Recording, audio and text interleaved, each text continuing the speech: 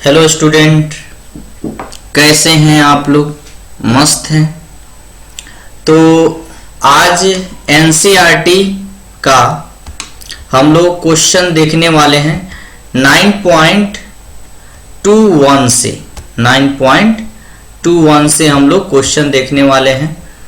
तो देखिए 9 पॉइंट जो हम लोग का 20 तक क्वेश्चन जो है ना पिछले वाले लेक्चर में हमने दे दिया है, तो उसे आप देख सकते हैं।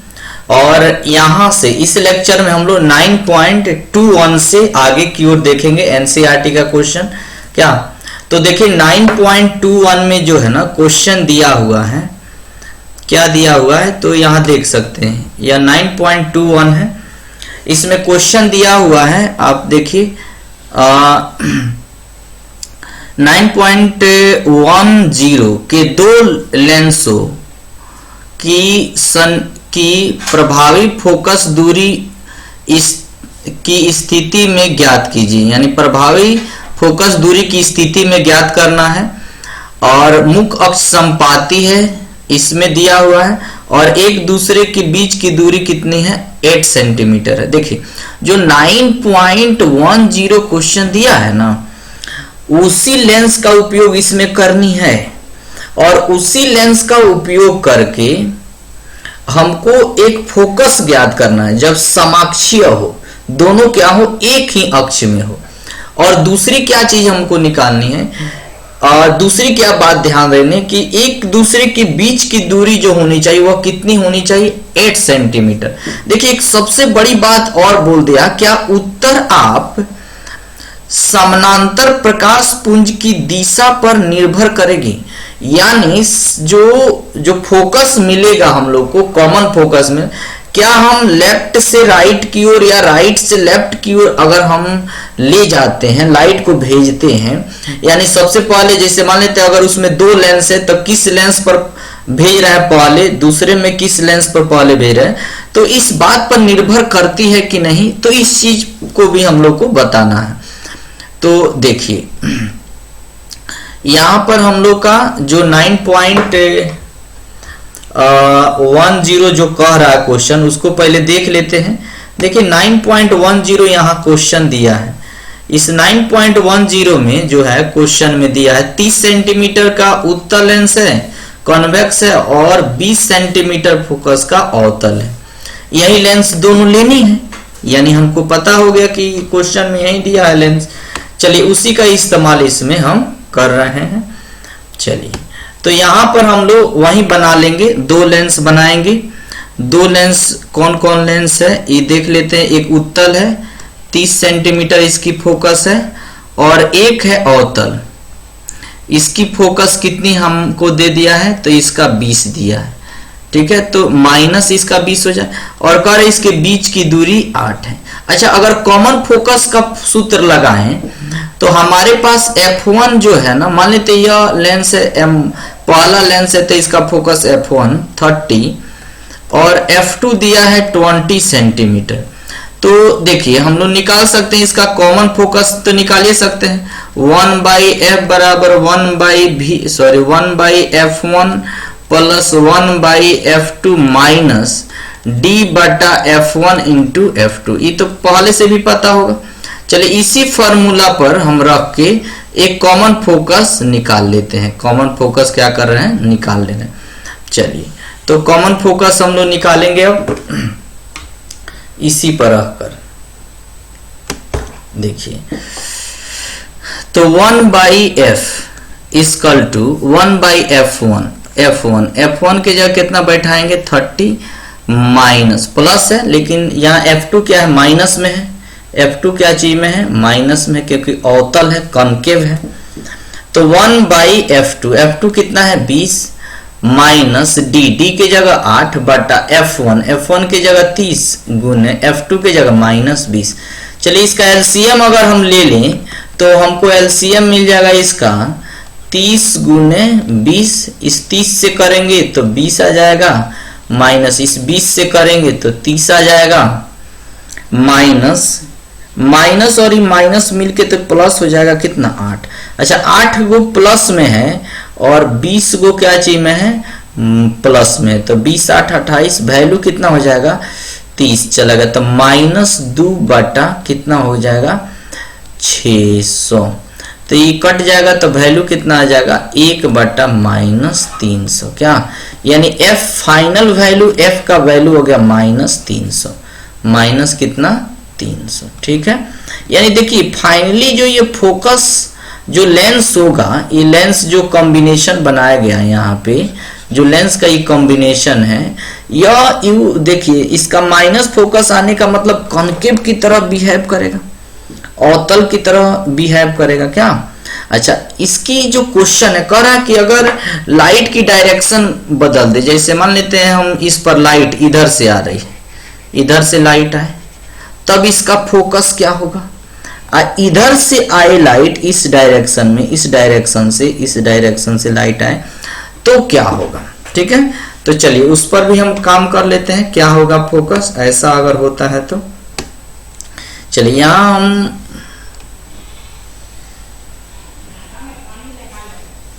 यहां पर हो गया 2, यहां एक फोकस हो गया और एक फोकस हो गया इसका, सॉरी एक हो गया लेंस ही और एक ही लेंस हो गया, इसका 30 है फोकस, इसका है कितना 20 है, माइनस होगा, और बीच का लेंस, बीच की डिस्टेंस है कितना 8, तो ध्यान देना है लाइट मान लेते इधर से आ रही है, और एक कंडीशन और लेना है जिसमें लाइट किधर से आए, तो पहले होना चाहिए अवतल, बाद में होना चाहिए उत्तल, क्या।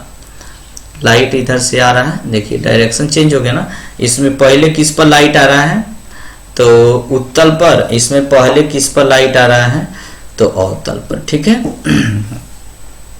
चलिए काम करना शुरू करते हैं। अच्छा, इस पर अगर पैरेलल लाइट आए तो ये कहां पर मुड़ेगा, तो यह मुड़ेगा कहां पर, तो 30 पर मुड़ेगा, क्योंकि इसकी फोकस जो है 30 है, तो पैरेलल लाइट है तो फोकस पर ही मुड़ती है, तो यहां से यहां तक का डिस्टेंस क्या हो जाएगा 30 होगा।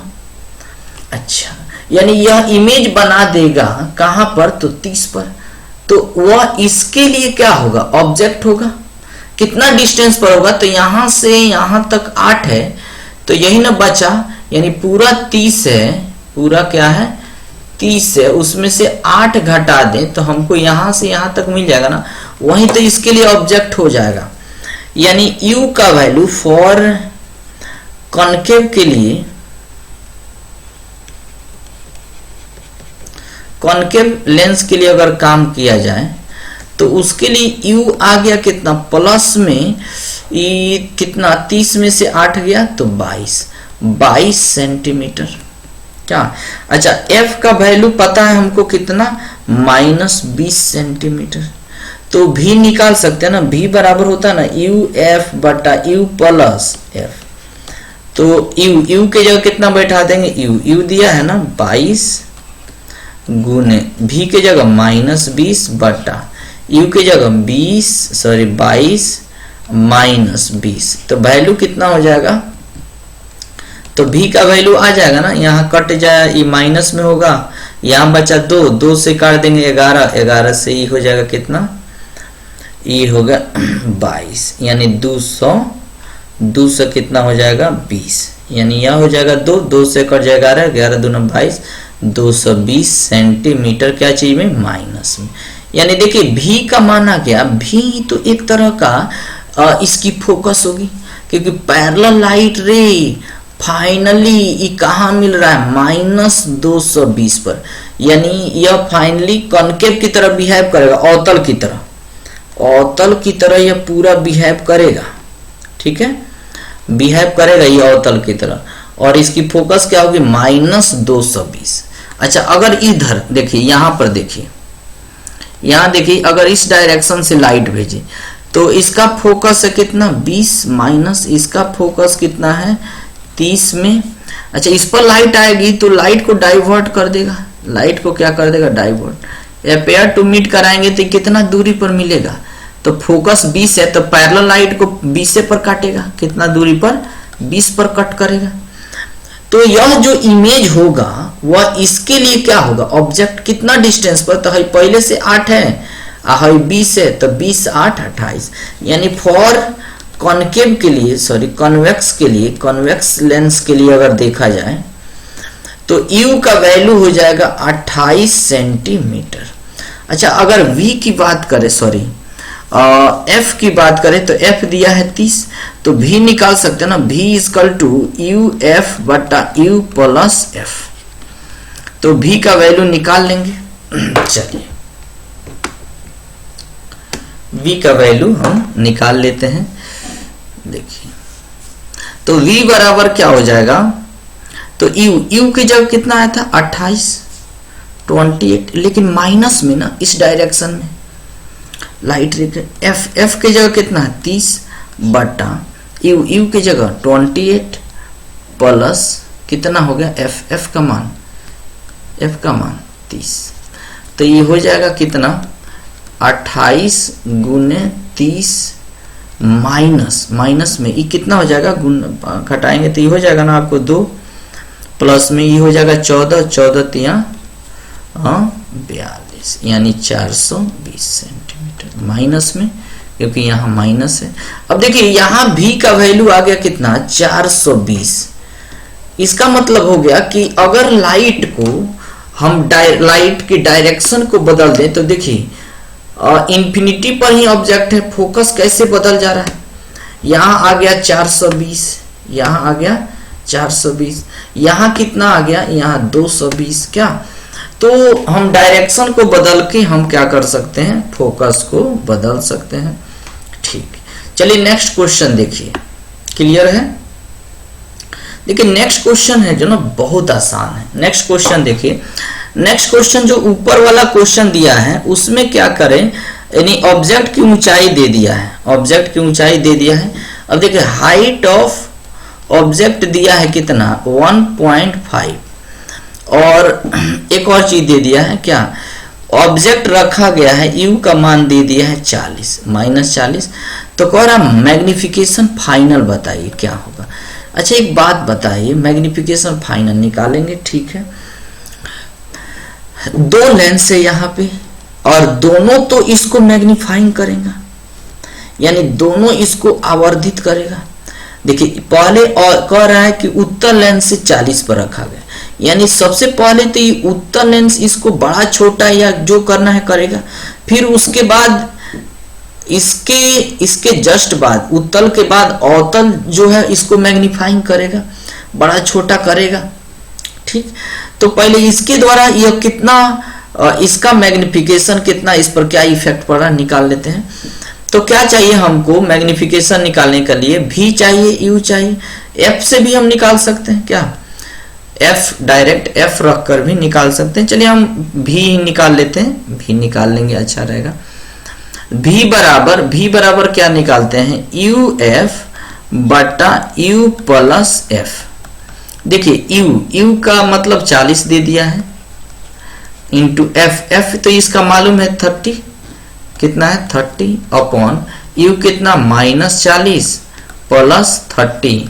अब देखिए वैल्यू कितना आ गया, यहाँ दिख गया होगा, -40 गुने 30 बटा 10 से कट गया, ये आ गया ना आपको कितना 4 × 12 120, यानी यहाँ लिख देते हैं, यानी हमारे पास भी मिल गया कितना 120 सेंटीमीटर, कितना मिल गया 120 सेंटीमीटर। ठीक, चलिए अच्छा भी मिल गया तो हम क्या निकालेंगे, m का मान निकाल लेंगे, m का मान निकाल लेंगे।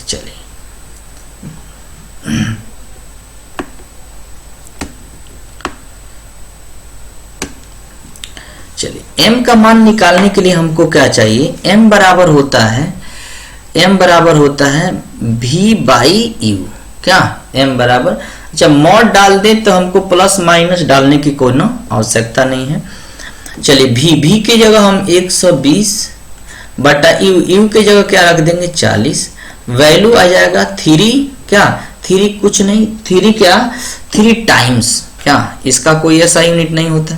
अच्छा उसी तरह अब देखिए जो उत्तल द्वारा इमेज बनाया गया 120 पर v का मान जो 120 आया है, यहाँ देखिए v का मान कितना आया है, इसको गुना करें 120 आया है, यहाँ देख सकते हैं v का मान कितना आया है 120।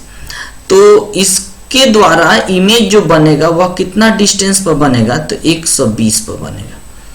वह इसके लिए क्या होगा, ऑब्जेक्ट होगा। कितना डिस्टेंस पर होगा, तो 120 में से इसके बीच का डिस्टेंस 8 हटा देंगे क्या, यानी इसके लिए जो ऑब्जेक्ट होगा u का मान वह होगा 120 माइनस 8।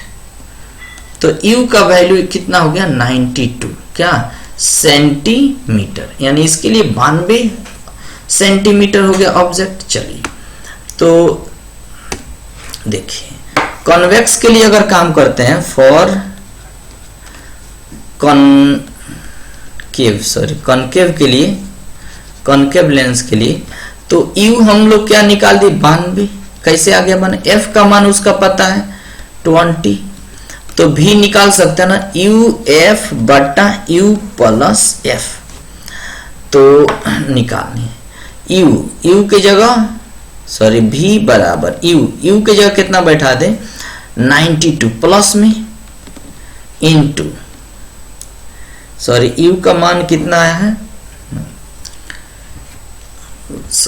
क्या कर दिए यहाँ, एक मरतबे देख लीजिए, 8 ना घटाना हमको, तो ये हो जाएगा 112 ना, ये क्या हो जाएगा 112, हमको 8 हटाना है, ये क्या हो जाएगा 112।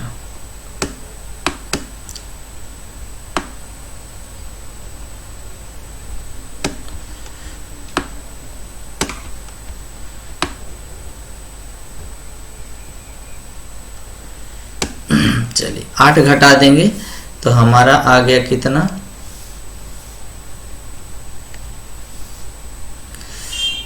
ये हो गया 112 u का वैल्यू कितना आ गया 112। चलिए यहाँ मान पुट कर देते हैं।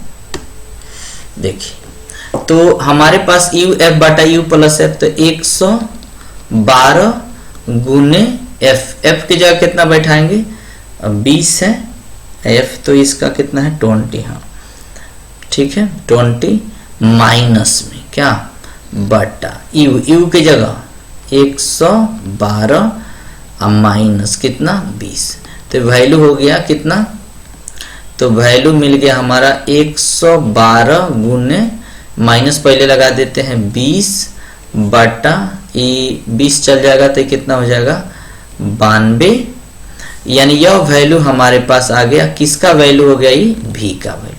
तो अगर v का वैल्यू मिल गया तो इसी हिसाब से हम क्या निकाल सकते हैं, m निकाल सकते हैं। m निकालिए, तो m कैसे निकालेंगे, तो m बराबर होता है ना v बाई u का मॉड, तो v का जगह हम लिख सकते हैं, अब v मॉड डालेंगे तो सब प्लस में रखेंगे, 112 गुने 20 बटा 92, अब बटा ये तो u हो गया, हमको चाहिए ना v by u, v by क्या चाहिए u, तो v का वैल्यू e है, u का वैल्यू e है, तो u का वैल्यू निकाल लेते हैं। u का वैल्यू कितना दिया हुआ है, u दिया है 112, तो नीचे ही बैठाना 112 से 112 कट गया, वैल्यू मिल गया क्या चीज, तो 20 बटा 92 क्या, यानी m का वैल्यू आ गया कितना 20 बटा 92। ठीक है, अब देखिए m का मान 1 मिल गया, ही मान लेते इसको m2 मान लेते, और एक m मिला है 3 उत्तल के लिए। यहाँ देखिए m का मान शायद यहाँ निकाले हैं, यहाँ देखिए इस m का मान, इसको m1 मान लेते हैं, कितना आ गया है 3। तो अगर हमको फाइनल मैग्निफिकेशन निकालना है तो दोनों को मल्टीप्लाई कर देंगे, क्योंकि दोनों इफेक्ट डाल रहा है उस पर। तो हम फाइनल मैग्निफिकेशन निकालेंगे तो m बराबर क्या हो जाएगा m1 गुने m2, m1 गुने m2, तो m बराबर m1 3 है, m2 कितना है 20 बटा 92 क्या, ये हो गया फाइनल मैग्निफिकेशन। अच्छा ये कितना बड़ा कर देगा, तो हाइट ऑफ अगर इमेज निकालना है तो मैग्निफिकेशन फाइनल गुने हाइट ऑफ ऑब्जेक्ट, तो हाइट ऑफ इमेज बराबर m कितना है 3 गुने 20 बटा 92 गुना height of object, height of object 1 point, height of object दिया हुआ है, शायद हाइट ऑफ ऑब्जेक्ट दिया हुआ है, तो इसको हम गुना कर देंगे, काट छांट करेंगे तो हमको मिल जाएगा कितना, हाइट ऑफ इमेज का वैल्यू 0.98, क्या 0.98 सेंटीमीटर, 0.98 सेंटीमीटर मिल जाएगा क्या। तो यह रहा इसका आंसर 0.98। चलिए नेक्स्ट क्वेश्चन है, बिल्कुल आसान क्वेश्चन है कि एक प्रिज्म दिया हुआ है, क्या दिया हुआ है, प्रिज्म, तो उसका अपवर्तन कोण दिया है 60। मान लेते हैं यहाँ पर एक प्रिज्म है, इस प्रिज्म का ए वाला एंगल ए का वैल्यू कितना दिया है 60। कह रहा है कितना एंगल पर हम लाइट को भेजें कि दूसरे सरफेस से टोटल इंटरनल रिफ्लेक्शन, यानी जिस मीडियम से जाए उसी मीडियम में चले जाए। इसका म्यू दे दिया है कितना 1.524, ठीक है। अच्छा यहाँ पर कितना एंगल होना चाहिए, तो C से ज्यादा होना चाहिए तो लाइट इसी में आ जाएगा, क्रांतिक हो। तो क्रिटिकल एंगल का फॉर्मूला होता है ना साइन C बराबर 1/μ, साइन C बराबर क्या होता है 1/μ, ठीक। तो अच्छा 1 का मतलब रेरर और म्यू का मतलब डेंसर, हवा सराउंडिंग क्या।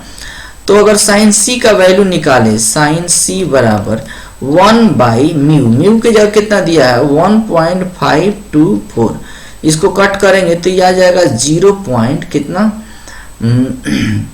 65 समथिंग आ जाएगा, कितना आ जाएगा 0.656, यहाँ लिख दें, ये आ जाएगा साइन C का वैल्यू आ जाएगा 0.656 समथिंग, इक्वल डिग्री के बराबर है। तो देखिए यह जो है ना C का मान लगभग बराबर है यह 41 डिग्री के बराबर, कितना डिग्री के बराबर 41 डिग्री, यानी क्रांति कोण चाहिए कितना, तो 41 डिग्री। 41 डिग्री अगर यहाँ बन जाए तो क्या हो जाएगा, टोटल इंटरनल रिफ्लेक्शन हो जाएगा, जिस लाइट जिस मीडियम से जा रहे उसी में। अच्छा यहाँ पर एक बात करें, कितना एंगल पर पूछ रहा है, तो हमको यह एंगल चाहिए, कितना एंगल पर चाहिए, यानी I चाहिए। अच्छा हाई अगर नॉर्मल है तो हाई क्या होगा R होगा, ये क्या होगा R होगा। तो एक बात बताइए, अच्छा इसका मान पता है, थोड़ा हम क्या करते हैं इसका, हम एक बात जानते हैं, जब प्रिज्म पढ़ा रहे थे तब उसमें बोले थे, जैसे यहाँ प्रिज्म है, या मान लेते हैं एक प्रिज्म है, थोड़ा देख लीजिए, यहाँ से लाइट गया तो नॉर्मल खींचेंगे, ये लाइट इधर गया तो इसको माने थे I, यह हो गया R। अच्छा यहाँ देखिए अच्छा यह R है तो हयो क्या होगा R, देखिए इसको R1 माने थे, इसको R2 है A, तो एक वैल्यू आया था ना A बराबर R1 प्लस R2, A बराबर क्या आया था R1 प्लस R2। तो देखिए तो उसी तरह हम बोल सकते हैं ना E वाला, मान लेते हैं ये R1 है चाहे R है, तो R1 प्लस है C, वही चीज हुआ है, C का है चाहे R2 का है, इसका मान A के बराबर होगा, और A का मान कितना दिया है 60 डिग्री, C बराबर A का जगह कितना बैठाते हैं 60, तो R1 प्लस C का मान 41 डिग्री बराबर 60। अब देखिए वैल्यू कितना आ गया R1 का मान, R1 का मान आ गया कितना आपको माइनस इधर आ जाएगा तो 19 डिग्री हो जाएगा ना, यानी R1 का वैल्यू हो गया कितना 19 डिग्री, कितना हो गया 19 डिग्री, ठीक है।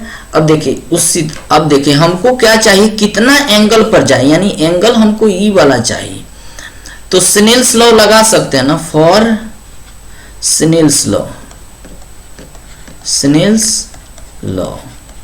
स्नेल का लॉ क्या होता है कि साइन I बटा साइन R बराबर μ2 बटा μ1, या म्यू कांस्टेंट ऐसा बोलते हैं। तो साइन I, तो साइन I तो निकालना है बटा साइन R, साइन R हम कितना बैठाएंगे 19 डिग्री बराबर म्यू, चेक। तो म्यू का मान कितना दे दिया है, तो म्यू का मान दिया है 1.524 शायद दिया ही हुआ है। चलिए तो इसको हम गुना करेंगे, इसको साइन आई का वैल्यू चाहिए, तो साइन आई इजकल टू 1.524 गुने साइन 19 डिग्री का डिग्री 19 डिग्री। तो 19 डिग्री का वैल्यू जो हो जाएगा वह कितना हो जाएगा, यहां लिख दें साइन आई इजकल टू 1.524 गुने 19 डिग्री का मान 0.325। ठीक, अब गुना करेंगे तो ये वैल्यू हो जाएगा साइन आई का मान, ये गुना कर लेंगे, यहाँ पर जब हम मल्टीप्लाई कर लेंगे तो ये आ जाएगा आपको 0.496। यहाँ लिख लें साइन आई इजकल टू हो गया 0.496। तो आई बराबर क डिग्री के बराबर है, तो यह लगभग 29 डिग्री 29.75 डिग्री के बराबर है। यानी आई का मान कितना चाहिए, तो 29, यानी यहां से लाइट कितने एंगल पर चलना चाहिए, तो 29 या 30 बोल सकते हैं। 30 डिग्री पर अगर 29.75 पर भेजें तो यहाँ टोटल इंटरनल रिफ्लेक्शन हो जाएगा। क्लियर, चलिए आगे का क्वेश्चन है, आगे है कि 9.223 क्वेश्चन कि आपको कोणीय क्राउन ग्लास, कोणों का क्राउन कांच, फ्लिंट कांच, फ्रिंज दिए गए हैं, फ्रिंज की ऐसे समझाए। देखिए कह रहा है 1 नंबर में कि श्वेत प्रकाश संकीर्ण पुंज को बिना अधिक परिक्षेपित किए विचलित कर दे। अच्छा एक बात सुनिए, लाइट को बिना वर्ण विचलन, यानी बात करने का मतलब है विचलन ना हो, विचलन कर दे, विचलन कर दे, यानी वर्ण विक्षेपण हो, कलर डिस्पर्सन हो, तो वर्ण विक्षेपण हो लेकिन विचलन ना हो। तो वर्ण विक्षेपण का मतलब प्रिज्मों का वर्णक संयोजन। तो प्रिज्मों का किस संयोजन से ऐसा हो सकता है, तो प्रिज्मों का 2 तरह का संयोजन बताए थे, एक कलर डिस्पर्सन विदाउट डेविएशन और एक विदाउट डेविएशन कलर डिस्पर्सन। यानी एक प्रिज्मों का वैसा संयोजन जिसमें वर्ण विक्षेपण होता है लेकिन विचलन नहीं, और एक विचलन होता है लेकिन वर्ण विक्षेपण है। तो यहां कह रहा है कि विचलन करे, तो विचलन करे का मतलब वर्ण विक्षेपण हो, तो उसको हम बोलते हैं वर्णक संयोजन। यानी प्रिज्म को ऐसा जोड़े कि इसे श्वेत प्रकाश 7 रंगों में प्राप्त हो। श्वेत प्रकाश यहां से लाइट चले तो कितने कलर में प्राप्त हो, तो 7 रंगों में प्राप्त हो। क्या, तो हम इसको बोलेंगे कौन सा संयोजन, वर्णक संयोजन।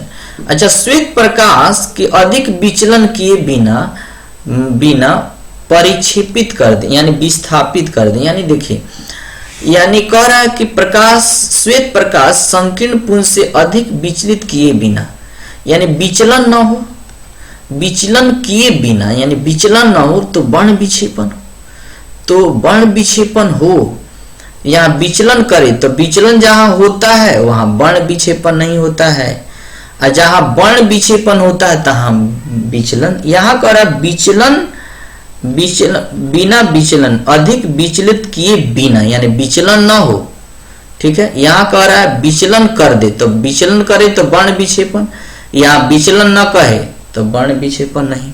क्या, तो विचलन किए बिना, तो यानी विचलन जहां होता है ना, यानी जहां विचलन 0 हो जाए, ऐसा बताए थे ना, तो श्वेत जाएगा और श्वेत गया तो श्वेत ही लौट जाएगा, विचलन नहीं होगा।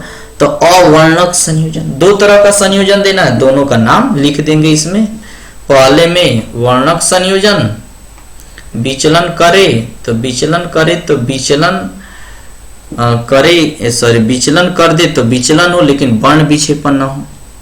थोड़ा सा समझ लीजिए एक बार, कह रहा है कि विचलन कर दे, तो विचलन कब होता है, विचलन कब होगा, जब वर्ण विक्षेपण नहीं होगा। तो हम पहले लिखेंगे अवर्णक संयोजन, ध्यान देना, विचलन अगर होता है तो क्या होगा, वर्ण विक्षेपण नहीं होगा, वर्ण विक्षेपण नहीं होगा अगर विचलन होगा तो।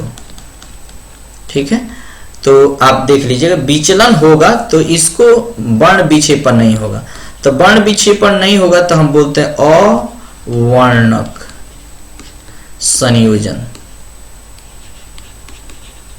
ठीक है, और जहां पर विचलन हो, सॉरी विचलन ना हो, विचलन न हो तो क्या होगा, वर्ण विक्षेपण होगा, वर्ण विक्षेपण होगा। तो वर्ण विक्षेपण अगर होता है तो इसको बोलेंगे वर्णक संयोजन, वर्णक संयोजन। ठीक है, प्रिज्मों का वर्णक संयोजन। ठीक है, तो हम लोग क्या होगा फाइनली ऊपर में हो जाएगा, यानी विचलन कर रहा है तो विचलन होगा तो कौन सा संयोज लिखेंगे, प्रिज्मों का अवर्णक संयोज। और जब विचलन नहीं होगा तो कौन सा, जब विचलन नहीं होगा तो विक्षेपण, वर्ण विक्षेपण होगा तो वर्णक संयोज लिखेंगे। ठीक, प्रिज्मों का अवर्णक संयोज, यानी एक नंबर का आंसर हमारा क्या हो गया, अवर्णक और दूसरा का वर्णक। ठीक है, फिर नेक्स्ट क्वेश्चन है हम लोग का, नेक्स्ट क्वेश्चन है, देखिए समझने वाला क्वेश्चन है कि नेत्र, सामान्य नेत्र के लिए दूर बिंदु अनंत पर स्पष्ट दर्शन का न्यूनतम बिंदु नेत्र के सामने लगभग 25 सेंटीमीटर पर होता है। तो नेत्र का स्वच्छ मंडल, कर्निया का जो पावर है, डायप्टर है, कितना डायप्टर है, 40 डायप्टर है, और नेत्रिका की जो क्षमता है वह कितना है, 20 डायप्टर है। तो इस आंकड़े को हमको बताना है और नेत्र की परास, सामान्य नेत्र की परास बता देना का अनुमान लगाना। देखिए आसान क्वेश्चन है, देखिए यानी हम जब ह्यूमन आई पढ़ाए थे तो उसमें बताए होंगे कर्निया और आई लेंस, नेत्रिका। देखिए यहां देखिए, मान लेते यह हमारा मानव नेत्र है, यह जो है नेत्र है।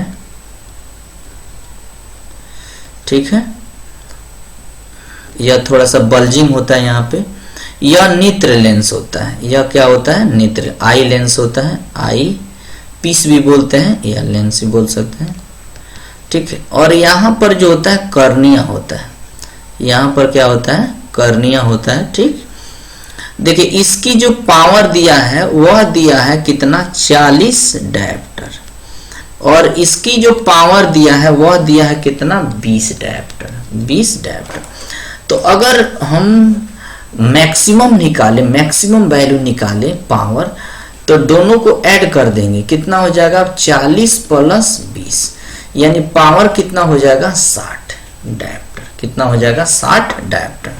ठीक है, अच्छा, अब बात करते हैं हम, देखिए बात कर रहे हैं कि जब स्पष्ट दर्शन की अच्छा इससे पावर अगर फाइनल है 60, फाइनल कितना पावर है 60, तो इसकी क्या हम एक फोकस निकाले तो कितना होगा, तो इसकी फोकस जो हो जाएगा वह हो जाएगा कितना, तो 1/p, f बराबर 1/p, लेकिन यहाँ क्या होगा, ये मीटर में है तो सेंटीमीटर में निकालते हैं, तो फोकस बराबर यहाँ लिख दें 100 अब बटा p की जगह कितना, 60, इसको काट देंगे तो ये वैल्यू हो जाएगा 5/3, 0 से 0 कटा, ये हो गया 2 से 5, ये हो गया 3, यानी f का मान हो गया कितना, 5/3। अच्छा देखिए अगर ऑब्जेक्ट इन्फिनिटी पर है तो इमेज का भी वैल्यू हो जाएगा 5/3, यानी इमेज जो बनाएगा वह कितना पर बनाएगा, इमेज जो बनाएगा v का वैल्यू वह होगा 5/3, ठीक है। अच्छा, अगर स्पष्ट दर्शन की न्यूनतम दूरी की बात करें तो u का वैल्यू जो होगा वो तो होगा 25 -25 होगा कि ना, यानी u का वैल्यू जो होगा वह कितना होगा 25 होगा, और v जो होगा वह इमेज बनाएगा कितना 5/3 पर ही। तो उस स्थिति में f का वैल्यू क्या हो जाएगा, तो उस स्थिति में f जो होगा, तो v मालूम है u मालूम है तो f निकाल सकते हैं ना। तो f बराबर होता है ना 1/f बराबर 1/v माइनस 1/u, यह लेंस सूत्र है। तो 1/f equal to 1/v, v की जगह क्या बैठाएंगे 5/3, तो 3/5 माइनस माइनस प्लस कर देते हैं 1/25, ठीक है। तो 1/f इक्वल टू ये हो जाएगा 25, ये कितना हो जाएगा 15 प्लस कितना हो जाएगा 1, तो 15 1 16, 1/f का मान हो गया 16/25, यानी f का मान हो गया 25/16, ठीक है। यानी देखिए ध्यान देना, यानी स्पष्ट दर्शन की न्यूनतम दूरी के लिए जो f चाहिए वह होनी चाहिए, कितनी होनी चाहिए, तो हमको मिलना चाहिए 25/16, कितना होना चाहिए 25। तो इसी हिसाब से पावर निकाल सकते हैं, पावर बराबर 1/f, तो p बराबर 1/f, 1 तो होगा हमारा क्या चीज में, मैंने इसको मीटर में हम बदलेंगे, क्या पावर निकाल रहे हैं, बटा 25/16, तो 25/16, तो 16 ऊपर चल जाएगा, 25 गुने इधर 16 लिख दें, 25 चौका 100, 4 16 चौका 64, यानी हमारा कितना आ गया 64। यानी जब स्पर्श दर्शन की न्यूनतम दूरी के लिए पावर होनी चाहिए वो 64 होना चाहिए, और इसके लिए क्या चाहिए 60 होना चाहिए, क्या अधिकतम के लिए, ठीक है। तो देखिए परास कहते हैं कि नेत्रिका की परास, किधर गया नेत्रिका की परास, तो देखिए पहले परास कितने, देखिए यहाँ का डिफरेंस कितना आ रहा है, पहले था 60, अब अधिकतम में 60 और न्यूनतम में कितना हो गया 64, कितना आ गया 64, तो 4 का परास हुआ है, अंतर हुआ है, कितना का परास हुआ है 4, तो जो 4 का परास हुआ है, यानी तो नेत्रिका में भी पहले था 20, अब कितना हो जाएगा 24, अब कितना हो जाएगा 24, यानी परास कितना हो गया 4 डायप्टर का, क्या, यानी पहले डायप्टर था कितना 20, अब क्या होगा 24 होगा, यानी कितना डायप्टर का परास हो गया 4 डायप्टर, यही पूछ रहा है। चलिए नेक्स्ट क्वेश्चन देख रहे हैं। नेक्स्ट है, इसी में यहाँ पे 25 नंबर दिया हुआ है, यह 25 नंबर कि निकट दृष्टि अथवा दीर्घ दृष्टि के द्वारा आवश्यक रूप से ध्वनित होता है कि क्या उसकी समंजन क्षमता क्या खराब, ऐसे ही समझने वाला है।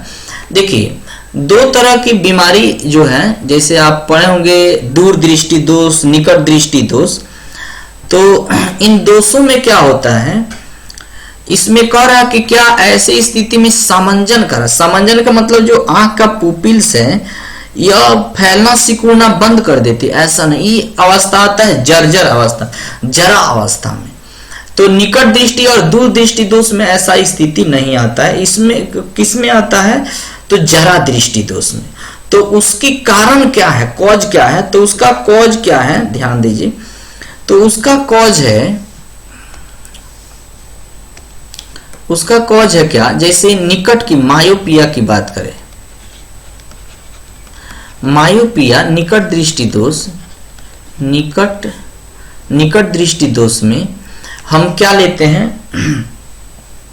निकट दृष्टि दोष में क्या होता है कि जो गोलक है, जैसे ह्यूमन आई बल्ब है, जो आंख का जो यह है गोला है, इसमें थोड़ा समझना, लाइट आता है ना, वह निकट का मतलब नजदीक कट जाता है, नजदीक कट जाता है, क्यों कट जाता है, क्योंकि गोलक बड़ा हो जाता है।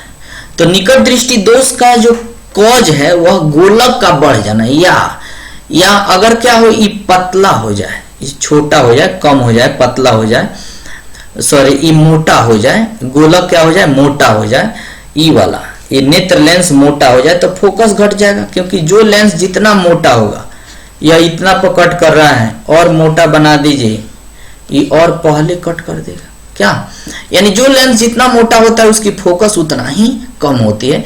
तो नेत्र लेंस का मोटा हो जाना या गोला का बढ़ जाना मायोपिया, और हाइपरमेट्रोपिया क्या होता है कि गोला छोटा हो जाता है। तो इस वजह से क्या होता है, लाइट दूर कटता है, दूर दृष्टि दोष में लाइट दूर कटता है, इसीलिए दूर दृष्टि दोष बोलते हैं। क्या दूर की वस्तु स्पष्ट दिखता है, लेकिन यह जब क्या होता है, हाँ दूर होने पर ही पहले लाके काटता है, इसीलिए इसमें दूर की वस्तु पहले दिखाई दे देती है और इसमें नजदीक की वस्तु स्पष्ट दिखाई देती है क्या। लेकिन इसमें क्या होता है, लाइट नजदीक कटता है और इसमें लाइट कहाँ कटता है, दूर कटता है। इसका कॉज क्या है, इसका कॉज है गोला का बढ़ जाना और इसका कॉज है गोला का, नेत्र गोला का छोटा हो जाना क्या, या इसका क्या हो जाना, इसका पतला हो जाना। पतला हो जाएगा तो दूर काटेगा, फोकस बढ़ जाएगा क्या। तो आज के लेक्चर में इतना ही, थैंक यू।